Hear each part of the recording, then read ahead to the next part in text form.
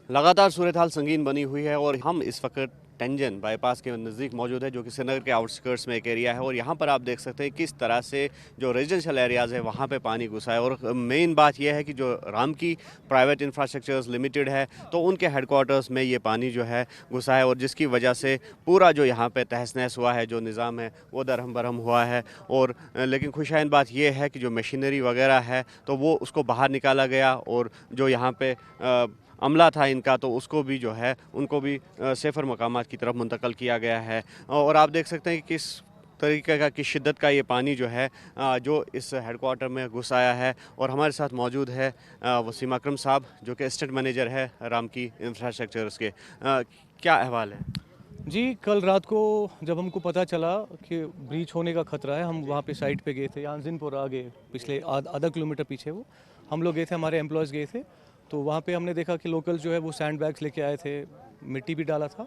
But unfortunately ये सुबह morning में ब्रीच हुआ है, एंड हमारे जो एम्प्लॉयज़ थे वो मॉर्निंग वॉक पे गए थे, तो उन्होंने हमको इन्फॉर्म किया कि ऐसे ये ब्रीच हो गया है। एंड लकीली जितने भी हमारे मैन पावर यहाँ पे, हमने उनको शिफ्ट किया सेफर साइड पे। जितने भी एम्प्लॉयज़ हैं उन सबको हमने शिफ्ट किया, लेकिन कुछ हमारी मशीनरी अंदर फंसी है अनफॉर्चुनेटली। तो अब जितने भी हमारे फ्रेंड्स लोग हैं अकाउंटेंट्स है आगे श्रीनगर सिटी में, हमने उनको इन्फॉर्म कर दिया कि आप भी अपना इवैक्यूएशन स्टार्ट कर दीजिए, पानी वहाँ पे आने वाला है, 1-2 घंटे में आएगा। अच्छा, मशीनरी अभी अंदर है? हाँ, कुछ मशीनरी हमारी अंदर पड़ी है, अनफॉर्चुनेटली वो नहीं कर पाए, टाइम उतना नहीं मिला आपको, लेकिन जितना भी हमने कोशिश की वो हमने सारे एम्प्लॉयज़ को यहाँ से इवैक्यूएट कर दिया। तो एम्प्लॉयज़ के बाद जो प्रायोरिटी होती है वो रिकॉर्ड्स की होती है, उस वो भी हमने शिफ्ट कर दिया, जो इंपॉर्टेंट चीज़ें हैं वो हमने शिफ्ट कर दी, लेकिन मशीनरी कुछ अंदर फंसी है वो हम नहीं निकाल पाए।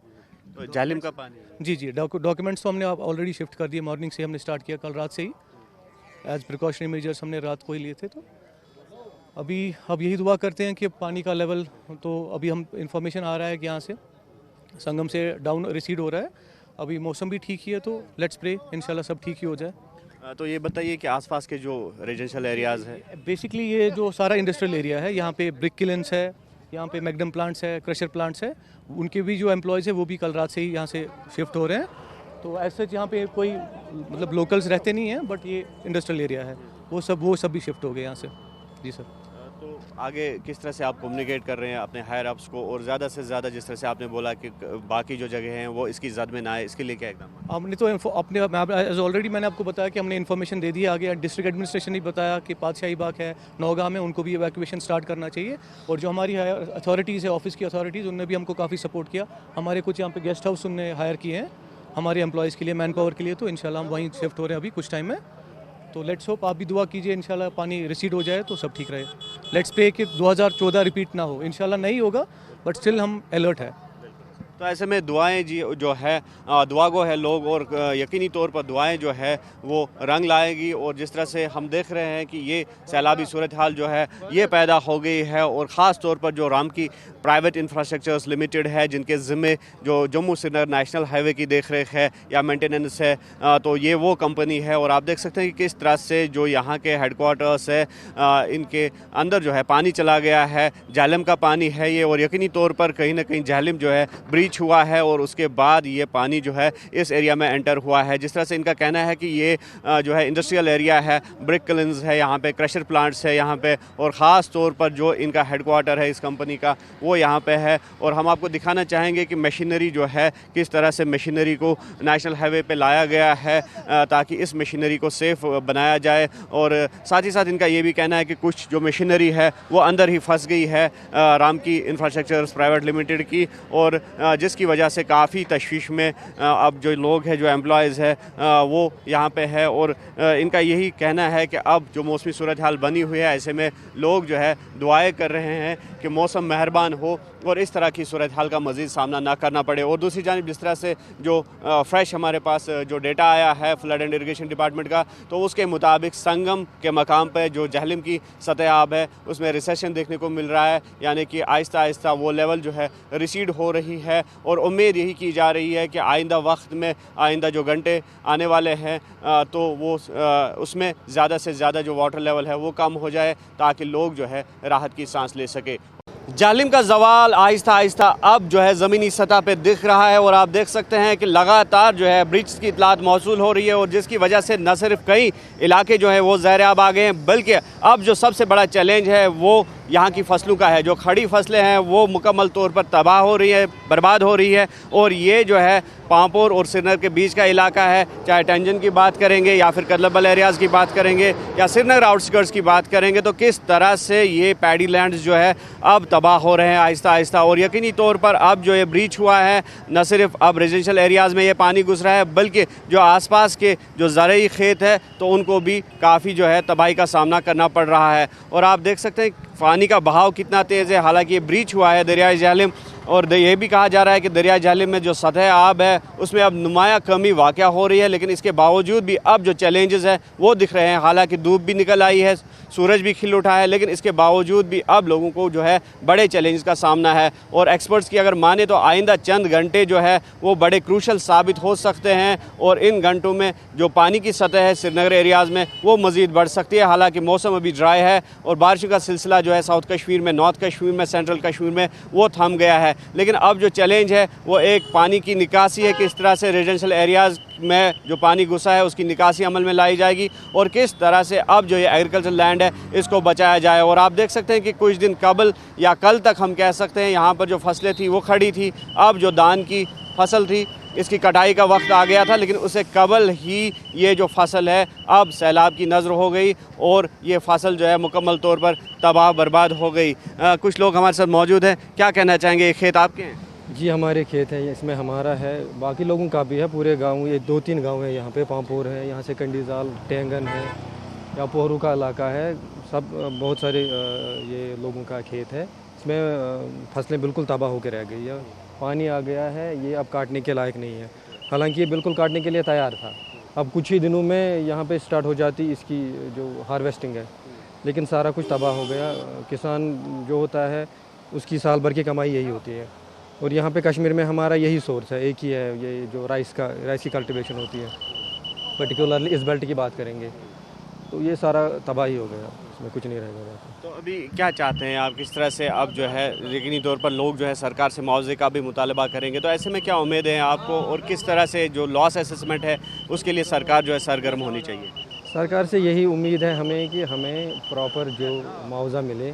पर्टिकुलरली मैं रिक्वेस्ट करूंगा कि हमें क्रॉप इंश्योरेंस मिलना चाहिए, क्योंकि जहाँ पे वो फैसिलिटी अवेलेबल होगी फिर इन जो नेचुरल डिज़ास्टर्स आते हैं, नेचुरल कैलेमिटीज़ आते हैं, फिर उससे थोड़ा सा निमटने का ज़रिया बन जाता है हमें।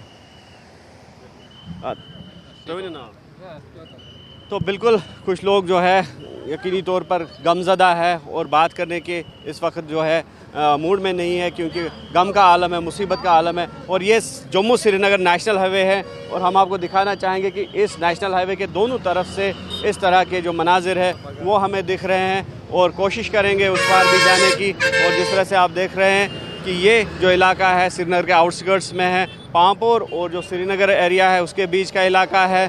और जहाँ पर कुछ देर कबल जो है हमने दिखाया कि जो रामकी इंफ्रास्ट्रक्चर्स प्राइवेट लिमिटेड है, किस तरह से उनका हेडक्वार्टर भी जो है वो मुकम्मल तौर पर तबाह हो गया, पानी की जद में आ गया, इस ब्रिज की जद में आ गया। और उसके साथ साथ आप देख सकते हैं ये पूरा जो इलाका है ये किस तरह से पानी में डूब गया है। और ये पूरा एरिया जो है एक तो इंडस्ट्रियल एरिया है, और वहाँ पर जितने भी ब्रिक किलिंग्स थे, क्रशर प्लांट्स थे, या रामकी इंफ्रास्ट्रक्चर्स प्राइवेट लिमिटेड का हेडक्वार्टर था, वो पानी की जद में आकर तबाह बर्बाद हो गया है। और साथ ही साथ ये जो पैडी लैंड से यहाँ पर धान की फसल जो है पूरी हमें दिख रही थी, अब वो फसल भी जो है पानी के नीचे आ गई है और तबाह बर्बाद हो गई है। और साथ ही साथ मैं विजय वेब से कहूँ कि ये जूम करके दिखाए किस तरह से जो घर है, रेजिडेंशियल मकान जो है, किस तरह से जो पानी है इनके अंदर चला गया है।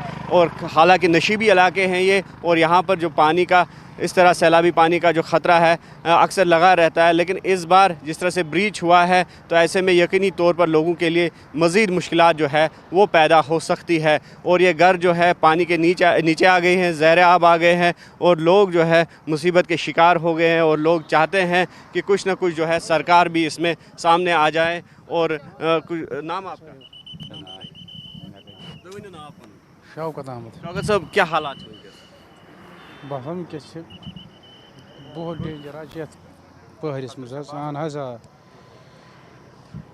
औज़ बिल्लाहि मिनश शैतानिर रजीम बिस्मिल्लाहिर रहमानिर रहीम। ये खोत सहलाब तो ये रोथ क्युत खान, यह पता पान ना कि सोट गवर्नमेंटन तो यह पूरा पता क्या।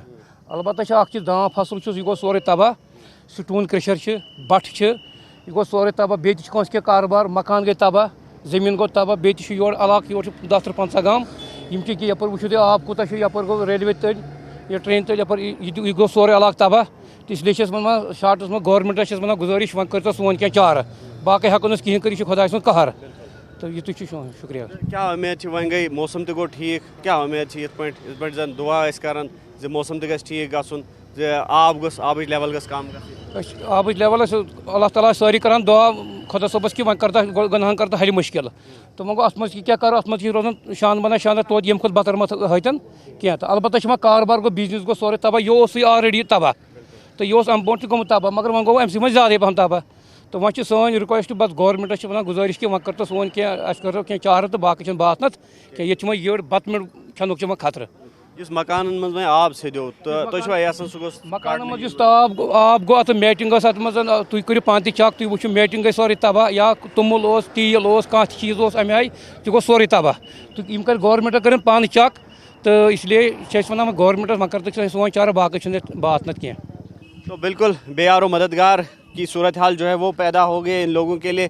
फिर एक बात दिखाना चाहेंगे, लगातार जो विजुअल्स है दिल दहलाने वाले विजुअल जो है वो सामने आ रहे हैं और किस तरह से आहिस्ता आहिस्ता अब जो तबाही के मनाजिर है वो दिख रहे हैं, वो निकल कर सामने आ रहे हैं। और जिस तरह से हमने कहा कि प्रॉपर्टीज़ जो है वो भी इसकी जद में आ गई है और ख़ास तौर पर जो पैडी लैंड्स है, जो यहाँ की ज़राअत है, जो यहाँ की ज़रई पैदावार थी, वो भी अब सैलाब की जद में आ गई है, सैलाब की नज़र हो गई है। और जिसकी वजह से आप देख सकते हैं ये पूरा एरिया जो है ये पैडी इस पे जो है उगाई गई थी, यानी कि धान की फसल जो थी वो इस पे उगाई गई थी। अब जो है हार्वेस्टिंग सीज़न जो है वो आने वाला था, हार्वेस्टिंग की जानी थी, लेकिन उससे पहले ही ये पूरा जो इलाका है ये पानी में डूब गया, सैलाबी पानी में। और जिसकी वजह से जो ज़राअत से वाबस्ता अफराद है, जो किसान हैं, जो उनके चेहरे जो है वो मुरझाए हुए हैं और नाउम्मीदी जो है वो छाई हुई है। लेकिन ऐसे में अब जो है सरकार पे नज़रें टिकी हुई है कि किस तरह से सरकार इनकी रिहैबिलिटेशन के लिए इक़दाम उठाएगी, क्योंकि यकीनी तौर पर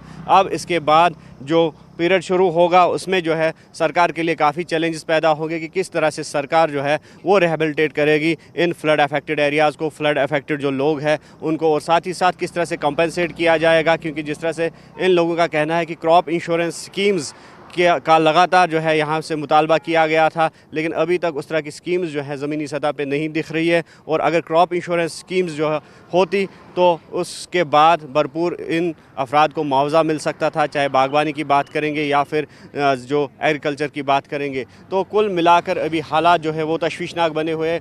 हालांकि मौसम जो है वो ठीक हुआ है, मौसम में बेहतरी ज़रूर आई है, लेकिन जो आने वाले चंद घंटे हैं उसमें यकीनी तौर पर नए नए चैलेंजेस जो है वो लोगों के लिए पैदा होंगे।